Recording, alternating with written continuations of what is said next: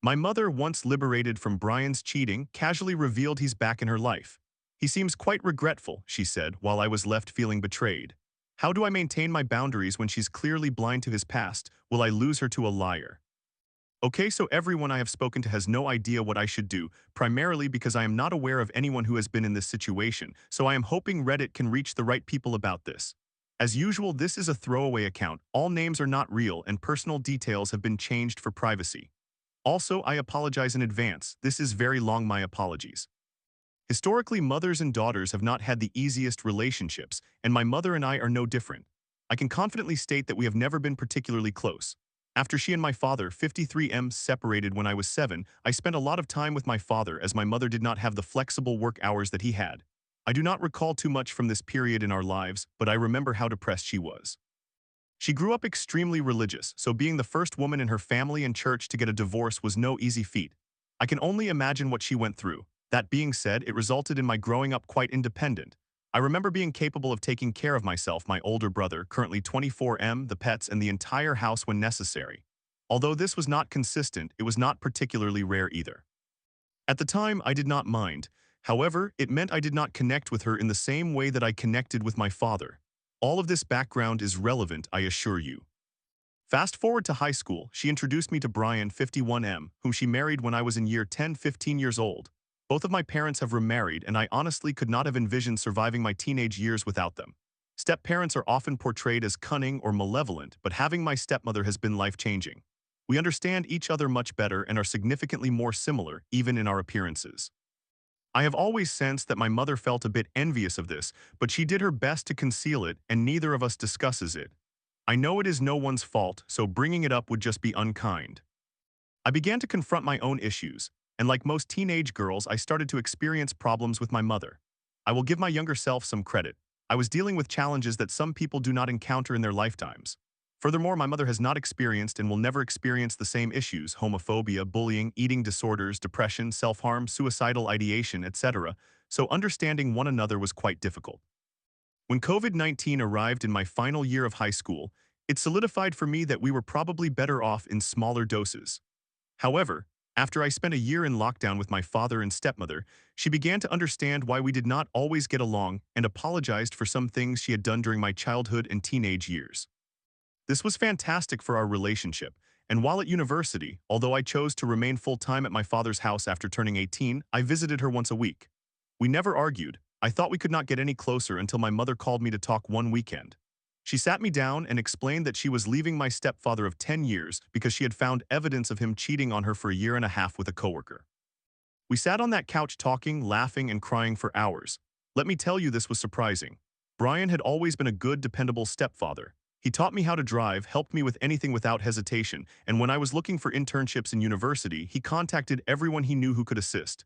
Thus, discovering that he had not been the family man he claimed to be was devastating, especially for my mother.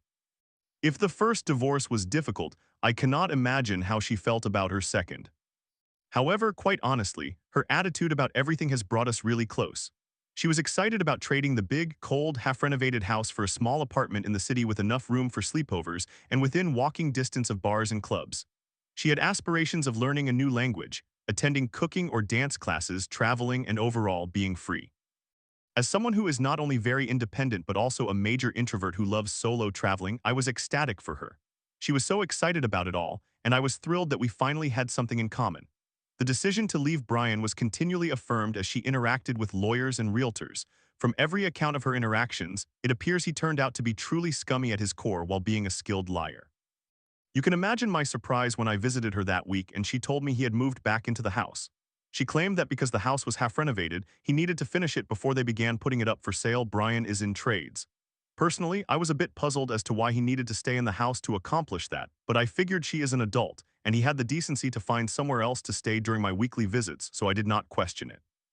However, every week during my visits, she spoke about him an alarming amount. For example, he told me he is in therapy now. He seems quite regretful and guilty about everything. He asked about you today.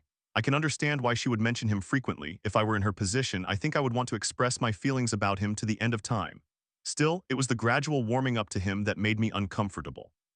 Nonetheless, she allowed me to maintain my distance and did not overstep any boundaries.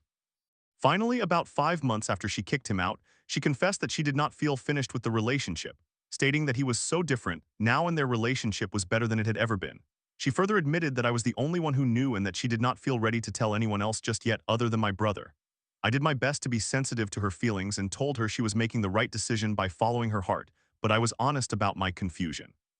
She accepted that, saying she did not understand it herself, and concluded the conversation by stating they were going to split for a year anyway, that he was going to move out of state to live with his family, and that she was going through with a small apartment 20 minutes from the house. They would revisit the relationship in a year once they both had time to heal. I felt a little relieved and moved on. However, for the following month, it was Brian this and Brian that. I discovered he was living full-time at the house now, had spent time with some extended family, and apart from vacant spots on their ring fingers, it seemed they were back to normal. I was baffled, and to be honest, disgusted. Brian had not only cheated on my mother for a year and a half with a woman he still works with, but in details I will not delve into, he disrupted our entire extended family. Not to mention, he shattered our immediate family and violated all our trust. Brian had 2 children the same age as my brother and I, and although things were a bit tense, I took some pride in having a large family, often telling people we were like the Brady Bunch. So when he tore our family apart, I had to quietly mourn that part of my life and the experiences I was looking forward to enjoying because of it being an aunt, having large family Christmases and other related sentimental family moments. Therefore, when Christmas was overly quiet, cold, and generally unpleasant, it was challenging for all of us. What truly affected me, however, was receiving an email from Brian on Christmas morning with a receipt stating he had paid for a month of my education. I take extra classes on weekends and pay for them myself. He did something similar for my brother, and since it was the first time he had contacted us since the divorce, we were a bit shocked. She told us, just get over it already, then rushed us out the door shortly after because she was having Brian over for Christmas lunch. It felt like a slap in the face.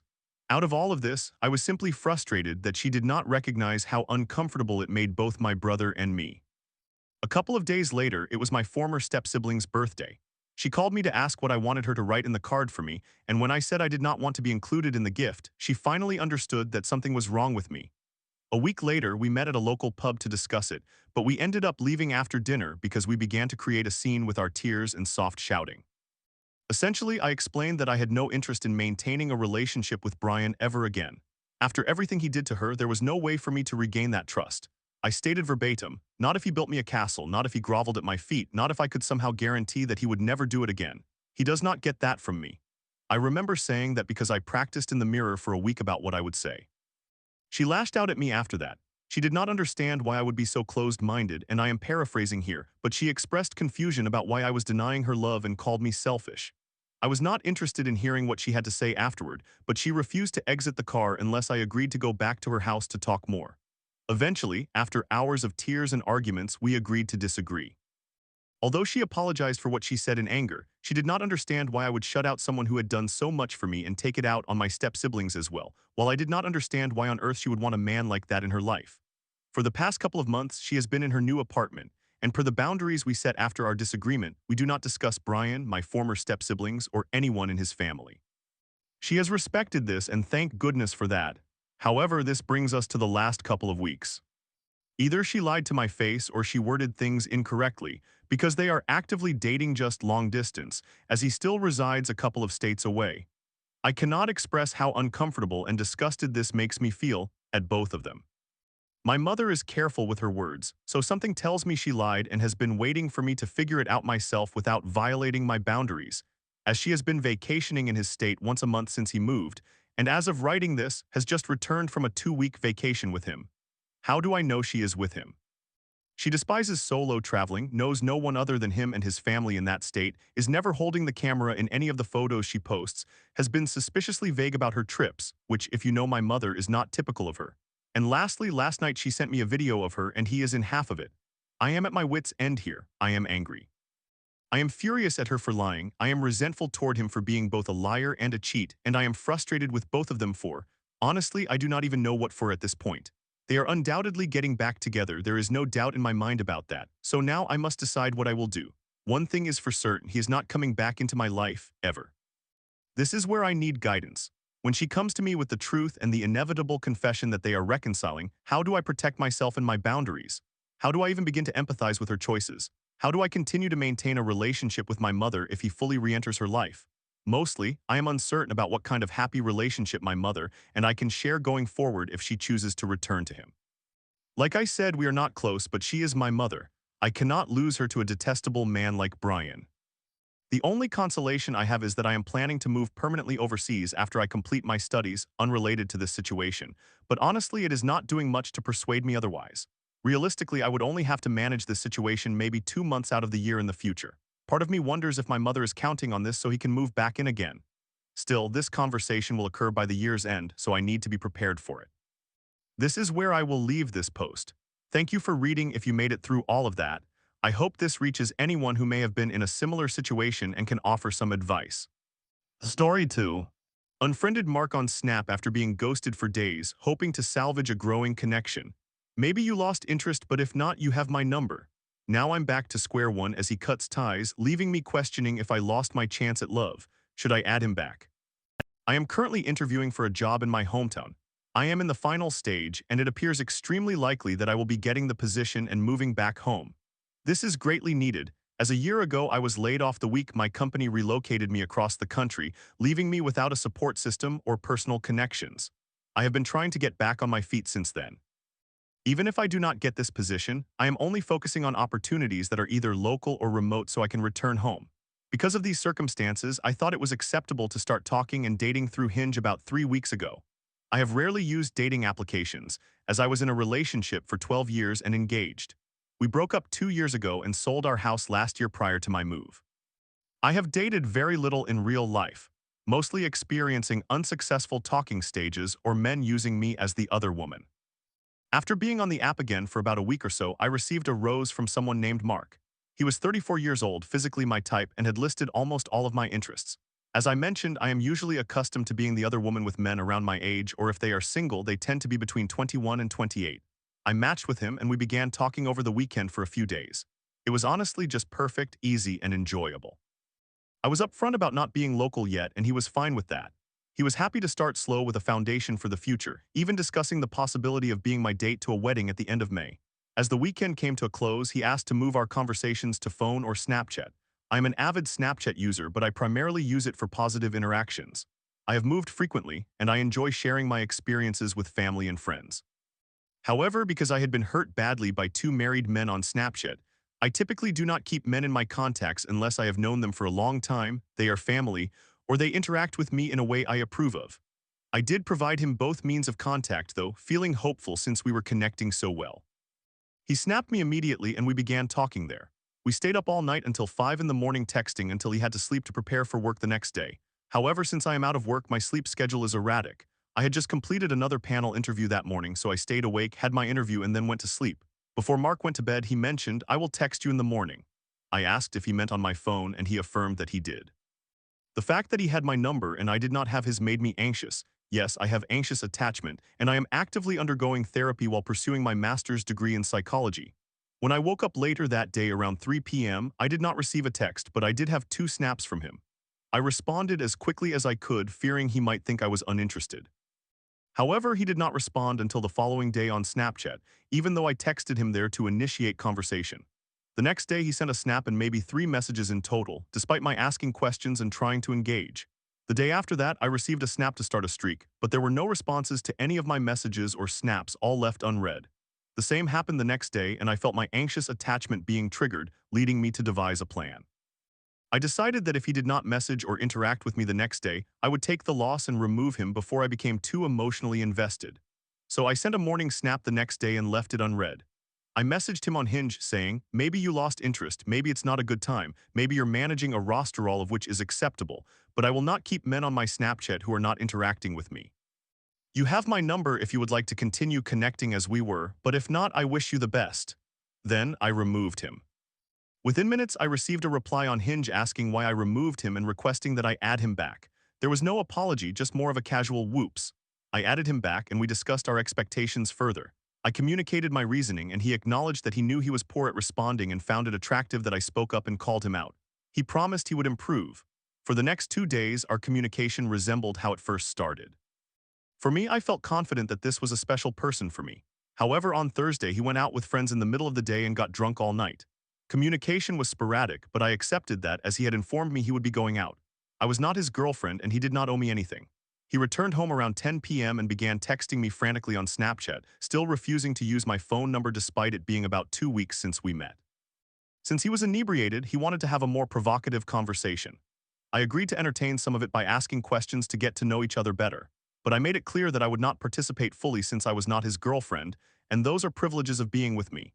He was very complimentary of my stance and repeatedly mentioned how attractive he found me for establishing boundaries regarding communication and ensuring we were both equally invested. He appreciated my efforts to reach out to him, feeling that I represented something significant for him. We had great back-and-forth exchanges, and I was blushing all night. Eventually, he did text my number that night with some suggestive photos, which I found unusual since that is usually the opposite of what occurs on Snapchat. I have an iPhone and he had an Android, and I noticed that when I texted back there were no delivered notifications, even though that notification appeared when I texted others with the same setup. Eventually we hung up and I felt immensely confident that I was on the path to discovering my ideal partner. The next day I did not hear from him until the evening and it was on Snapchat again, where he wanted to engage in a provocative conversation once more. His exact request was whether he could talk to me while he finished himself and then we could spend the entire night on the phone discussing us. It seemed harmless, so I agreed. He called and we began chatting, but within a minute he hung up. I called back, but the call did not go through, possibly because it was a Google number that only worked one way. However, he called back explaining that his dog had walked in, prompting him to disconnect. We resumed talking, but I asked about his phone. I do not lie and I always express what is on my mind to prevent resentment from accumulating. He laughed and assured me that it was indeed a normal phone. I attempted to continue the conversation, but less than 2 minutes later he hung up again. I called back twice and those calls went through but eventually ended up on his voicemail, which was full. I texted his phone and his Snapchat with what I thought was a cute response, saying I could not wait to talk to him once he was finished. However, there was no response for hours. Nothing was opened, no texts or calls came through. I was genuinely hurt. When I eventually fell asleep, I awoke to find the same situation, so I started to feel worried. I messaged again, expressing my feelings of hurt, sadness, and concern. It was not until 7 p.m. that I received a reply saying he had just woken up. I did not believe it and did not feel good about it. I do not drink, so I tried to control my anxiety by matching his vibe. He did not apologize or check in on me, which annoyed me. However, the past 3 days had been filled with him leaving me on read again. So I woke up today and decided that if he did not respond, I would remove him permanently because this situation felt unhealthy and prevented me from focusing on other things. He did not respond, so I removed him once more and messaged him on Hinge, expressing similar sentiments to what I had said the first time. However, I did get a bit sassier since he mentioned he liked that aspect of me, stating that a fan can remain a fan of my public profile.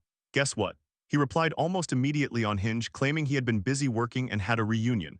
I was furious, to be honest.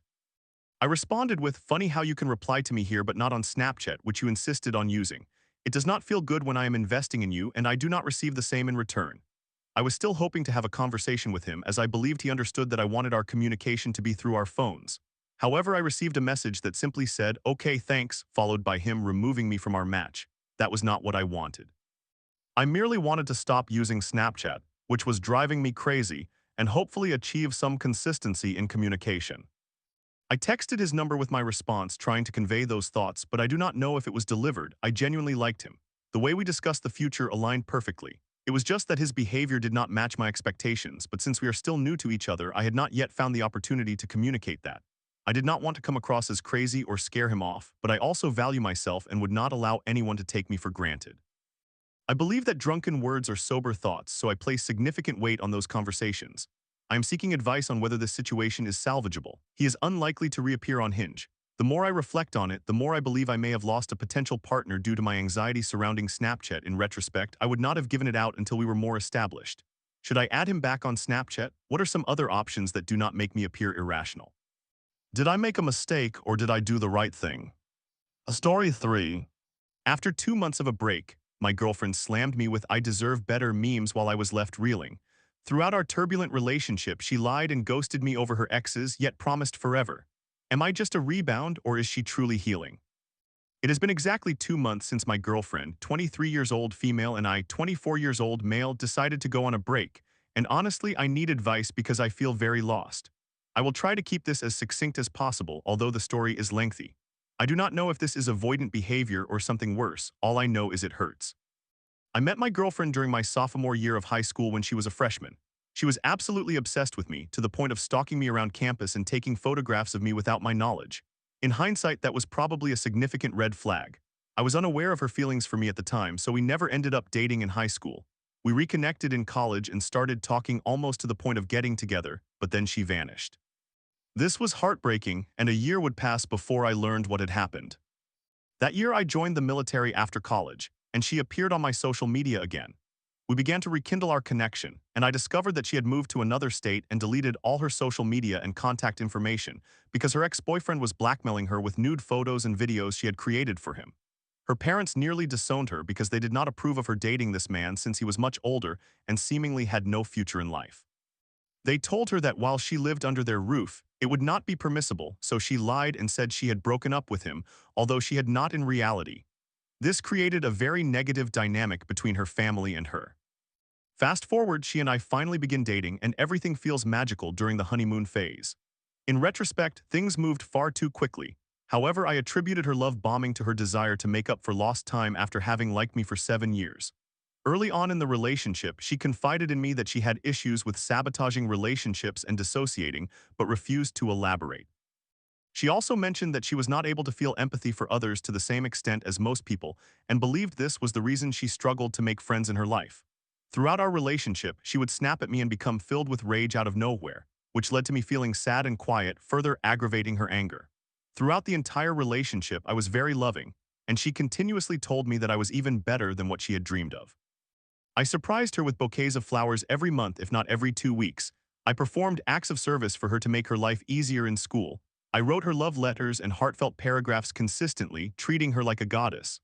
Things seemed to be going well from my perspective. I never stopped receiving praise and appreciation from her, although she did not reciprocate much in return. One initial issue that truly bothered me was her dishonesty with her parents about our relationship and my existence. I repeatedly expressed that I felt uncomfortable with this and pointed out that she was making the same mistake she had made with her ex by lying about him. Eventually, she snapped at me and told me to stop bringing it up, so I complied. A few months later, I discovered that one of the boys she was frequently communicating with on Instagram was an ex-boyfriend, which did not sit well with me.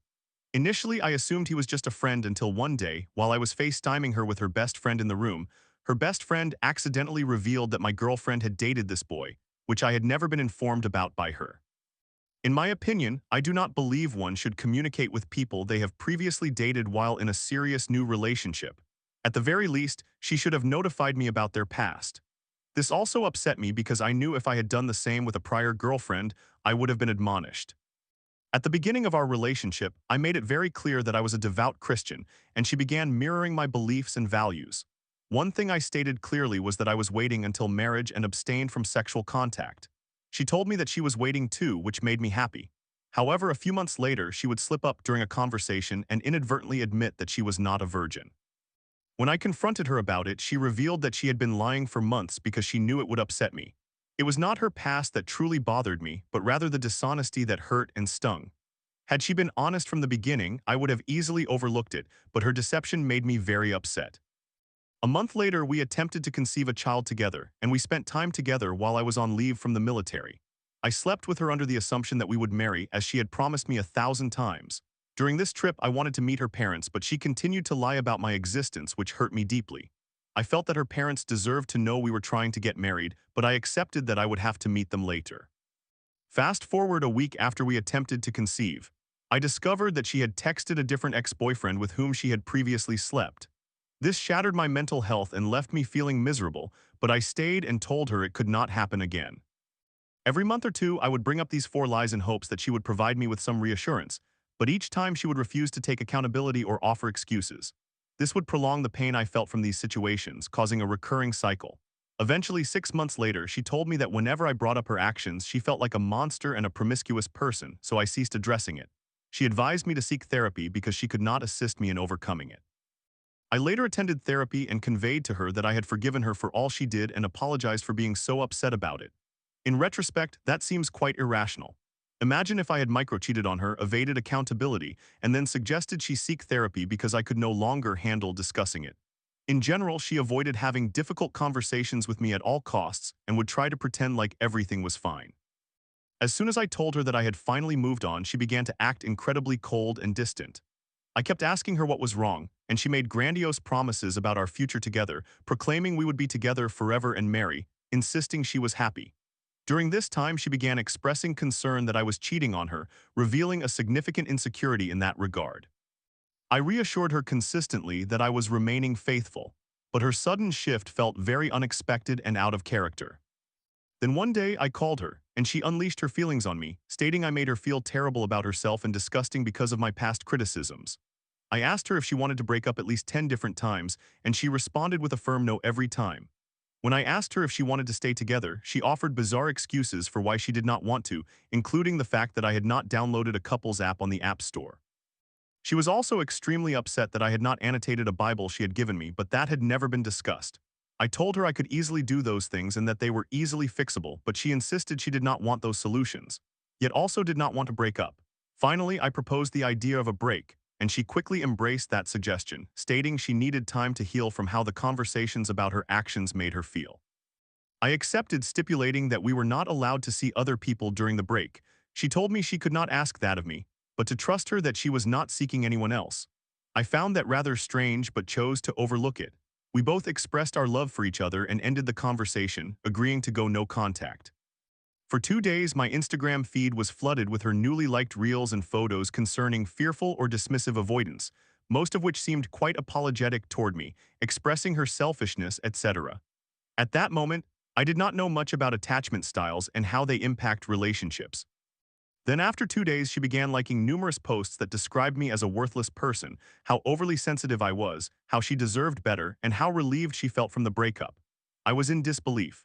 Subsequently, she started liking posts that essentially justified cheating and discussed having situationships while in a relationship.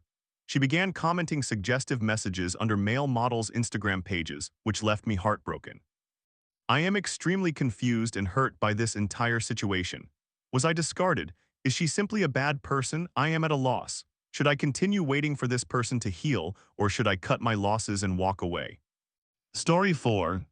At 15, I can't tell my friends how broken I feel. You made yourself this way, they say. The support I give them isn't returned, and I'm left thinking, I deserve this. I binge out of boredom but feel guilty afterward. How do I escape this cycle? I am going to present this information as a list without any specific order. Just as thoughts come to mind, the first point will explain this. To provide some context, I am a teenage male struggling with obesity and the mental challenges associated with it. I have not been diagnosed with any eating disorders or mental health issues, nor have I ever undergone testing or consulted a psychiatrist or therapist. 1. This point will become clearer as you continue reading the list. To summarize, I find it difficult to express or articulate my worries, problems, or anything of that nature. I can spend extensive time contemplating how to express these feelings, yet I cannot find the words, which is why I am creating a list. I could spend nights reflecting on the most deeply saddening aspects of myself or past experiences and end up sitting there blankly, unable to cry, even while my heart feels like it is tearing apart, pounding in my head. I have experienced so many nights of crying that I have exhausted my tears. Other issues unrelated to myself can still make me cry, but I cannot recall the last time I cried while internally struggling, not physically.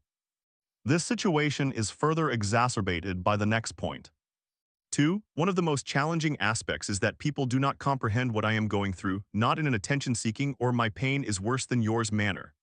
Every time I confide in someone I trust, it feels as if they imply that because I am overweight, I have brought this upon myself and should simply accept it, as though I can change my situation.